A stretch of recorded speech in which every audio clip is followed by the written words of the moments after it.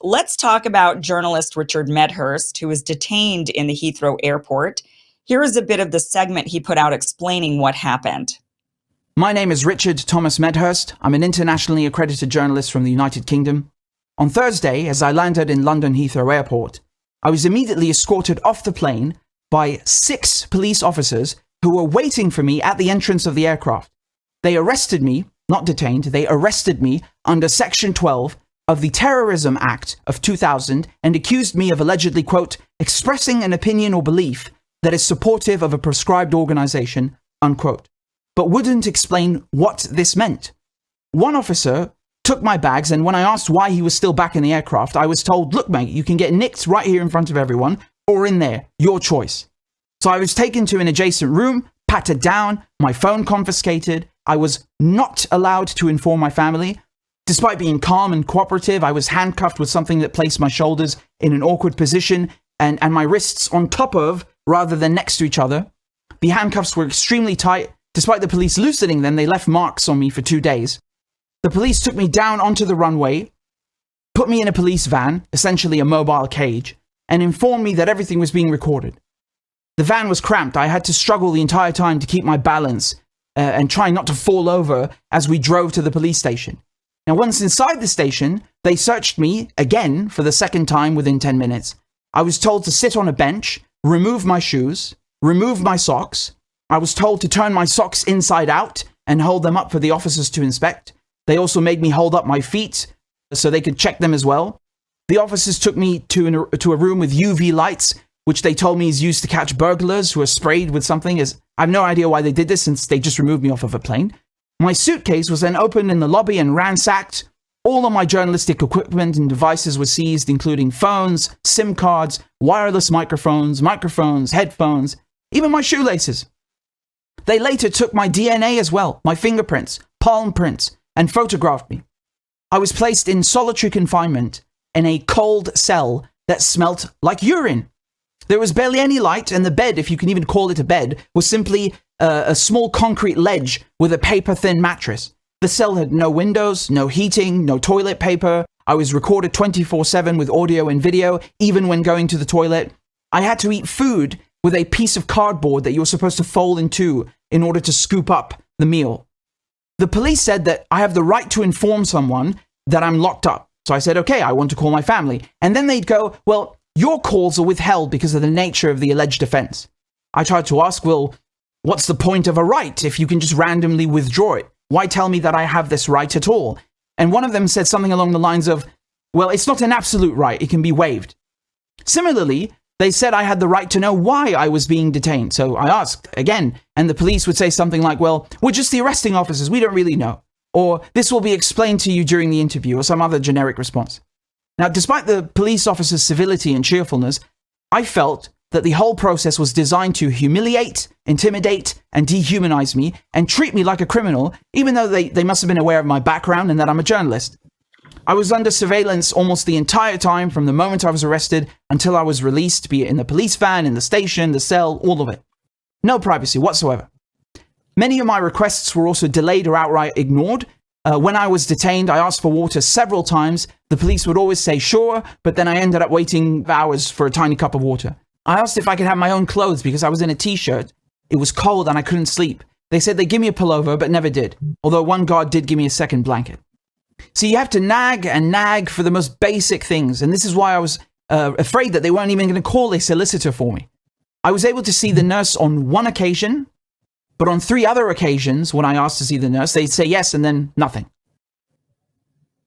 I mean, it clearly does sound like the reason the detention process that he's describing there is meant to break a person. It sounds like it's meant to shake you, to make you afraid, and then you confess to everything that you did. You know, you're like starting to confess to, when I was in the 3rd grade, I stole a grape when I was at the grocery store. Let me go. I did it. How much do I owe you?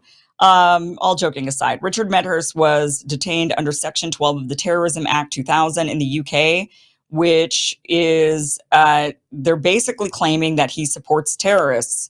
They're saying that the section says if you invite support for a prescribed organization, which includes expression of support that are reckless as to whether they will encourage others to support the organization. If you arrange, manage, or assist in arranging or managing a meeting, which is to support further the activities of or to be addressed by a person who belongs or professes to belong to a prescribed organization, and the prescribed organization that they're talking about is a terrorist organization, or if you address a meeting with the purpose of encouraging support for or furthering the activities of a prescribed organization. Now, I could understand the arranging, the managing, the assisting, the arranging or managing a meeting, which is to support or further support the activities. Well, it depends on what they would consider a meeting. So if you are arranging to assist a group that they're deeming to be terrorists, this is where it gets tricky, right? Because then so at first I'm thinking, well, okay, maybe that's understandable. We don't want people to assist and get together and arrange meetings to help assist a terrorist organization. But what do they label a terrorist organization? Do they say, for example, the Free Palestine movement is a terrorist organization, that people who support the or people who are pro BDS, are you now a terrorist? And so if you get together and you hold meetings on how you're going to support BDS, does that now make you in violation of Section 12 of the Terrorism Act? Right? So there's a lot of nuances here, but I think the spirit of it is you're not supposed to get together and discuss how you're going to support ISIS, right? That's the spirit of it. Or if you're this part addressing, if you have a meeting with the purpose of encouraging support for or furthering the activities of a prescribed organization, again, I think it would have to be actual monetary or physical support. And this is a vague law. They write these laws to be vague so that they could just go after anybody and everybody who they don't even like their speech of. I mean, if they're saying you can't even arrange or manage a meeting, which is to support a group that they consider, a particular organization, or if you're not allowed to encourage support for, arrange a meeting to encourage support for, so to get people to want to give more support to it, those are so vague because they could just apply it to any organization they deem suddenly a terrorist organization. But certainly the very first provision of this Section 12 of the Terrorism Act is completely a violation of what we would call freedom of speech here in the United States. I'm not sure what freedom of speech laws they have in the UK, but for this to say invite support for a prescribed organization, which includes expression of support that are reckless as to whether they will encourage others to support the organization. So just expressing support. So you can't just say, I mean, even if you're a complete lunatic and you're like, I love ISIS, you should be allowed to say that. You should be allowed to say you support a group that many of us find abhorrent. We allow that here in the United States. We've got neo-Nazi groups that are insane and they're fringe and they have even their own parades and they're allowed to have those because of the First Amendment. And people just kind of ignore them. I grew up in Idaho, and that's what, in northern Idaho, there was an entire neo-Nazi clan in the north, and they were allowed to have a parade, and we were taught about them in school, or was brought up in school, and kids would say, what? We have that here in Idaho? We were all so shocked about it, and the teachers would say, yeah, I mean, we just, because of free speech, we have to allow them the right to have their parades and say their piece, but we just can ignore them. We don't have to show up. We could just, and then who would show up? Like 12 people and nobody would care. But we allow it to happen in this country. We allow you to give support to abhorrent ideas and abhorrent organizations. When it crosses the line is when those organizations go into territory of violence, harm, and if you're then giving them material support in some way, be it money or be it goods or services, that is where you're actually crossing the line. But this Section 12 of the Terrorism Act in the UK is about, these are thought crimes. These are you're not allowed to express support for an organization they've determined to be a terrorist organization. You're not allowed to have a meeting which is to support. You're not allowed to encourage others to support. These are thought crimes.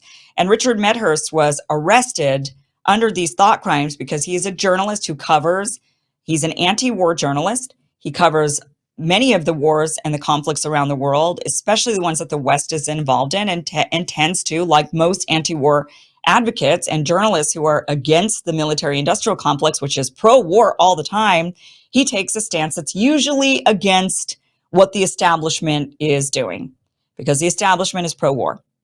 And those of us that are anti-war are always going to take the contrarian point of view, not because we're contrarians, but because they're just so wrong. And so it's easy to be a contrarian when the other side is just wrong all the time. So Richard is one of a few now. We're seeing this very Orwellian trend in the UK where they are going after journalists over and over again.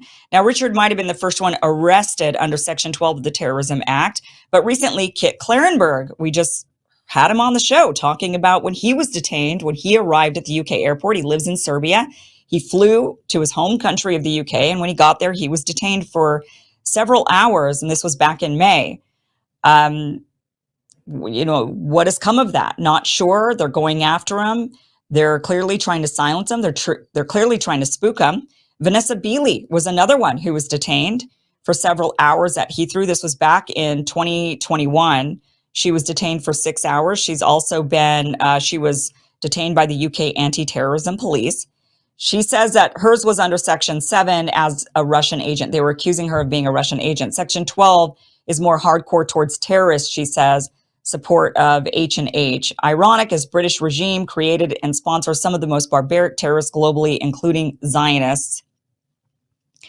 So she's clarifying there that her detention was a little bit different than Richard Medhurst. There was also who else here was detained? We've got, I'm not sure how exact, Tiberius was also detained, saying, I'm sorry to hear this. The exact thing happened to me back in May on my reentry to the UK. So this was the same time as Kit Clarenberg.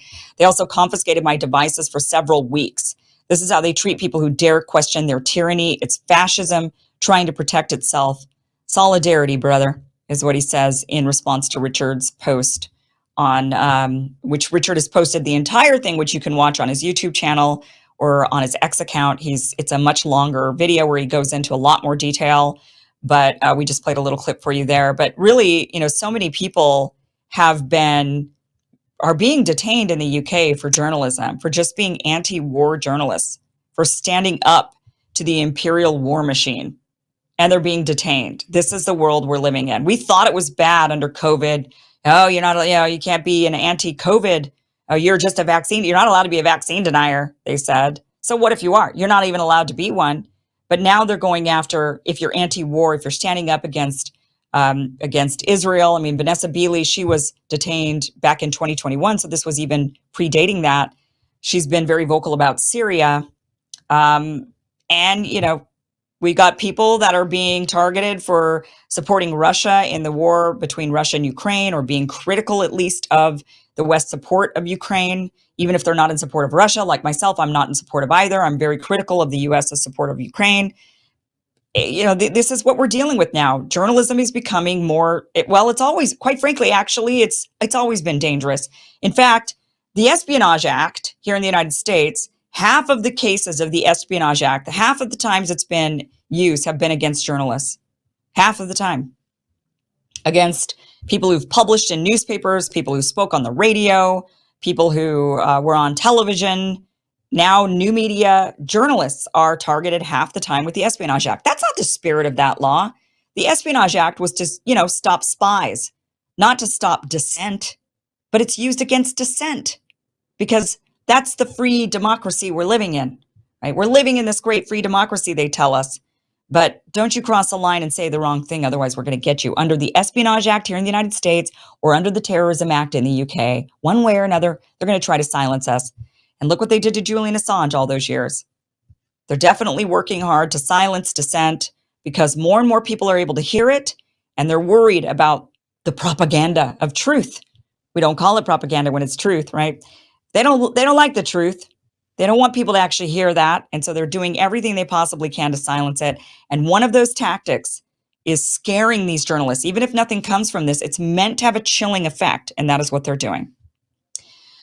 So we wish Richard the best. We wish Kit also. We're not sure where his case stands or what's going on with that, or any of the others, Vanessa Beeley, any of the others who've been detained in the UK or around the world.